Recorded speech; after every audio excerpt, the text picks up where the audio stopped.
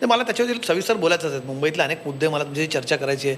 परवाच मी खरं तर तुमचं एक पुस्तक बघितलं तुमच्या पक्षाकडनं, एक तुमच्या पक्षाने प्रकाशित केलेलं आहे, ज्याच्यामध्ये तुमच्या वेळेतलं आणि हे. नंतरच्या काळातलं जी saffron and black. Saffron and black माझ्याकडे थोडीशी मोठी आवृत्ती आहे त्याची. त्याच्याबद्दल मला खूप बोलायचं आहे. म्हणजे तुम्ही कारण या महापालिकेच्या निवडणुका आहेत, शहराबद्दलच्या निवडणुका आहे, त्याच्याबद्दल बोलायचंच आहे. पण म्हणून मी म्हटलं की आधी हा मुद्दा मला, कारण आजचा हा मुद्दा आहे आणि हे लोकांच्या मनातले प्रश्न विचारून झाले की मग मी पत्रकार म्हणून माझ्या मनातले प्रश्न तिथे विचारेन.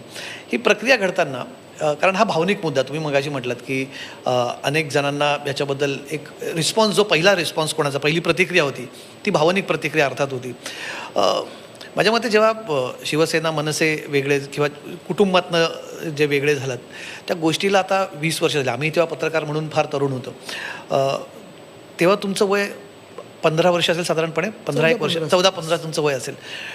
तुम्ही त्याच्यानंतर या दोन्ही पक्षांची वेगळी वाढ, कारण तुम्ही त्याच्यानंतर सक्रिय राजकारणात आला. 2010ला तुम्ही युवा सेनेची मदार समिती, 9 की 10 म्हणजे 10 साली तुम्ही युवा सेनाची सूत्र तुम्ही स्वीकारली.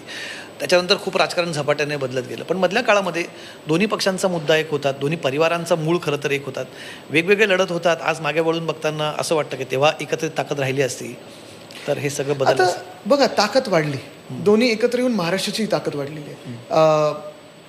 महाराष्ट्राची एक जे बळ आहे ते वाढलेलं आहे. आणि महत्त्वाची गोष्ट म्हणजे हे घराणं जे आहे आमच्या रक्तातच, म्हणजे पणजोबांपासून महाराष्ट्रासाठी असेल, देशासाठी असेल, आपल्या लोकांसाठी असेल, आपल्या जनतेसाठी असेल, लढण्याची जी एक हिंमत तर आहेच, पण एक पोटतिडकी आहे ती नेहमीच आहे. रक्त तर एकच आहे आणि हे घराणं संयुक्त महाराष्ट्रासाठी लढणारं घराणं आहे. ते आज एकत्र आलं. मला वाटतं ते फार महत्त्वाचं आहे.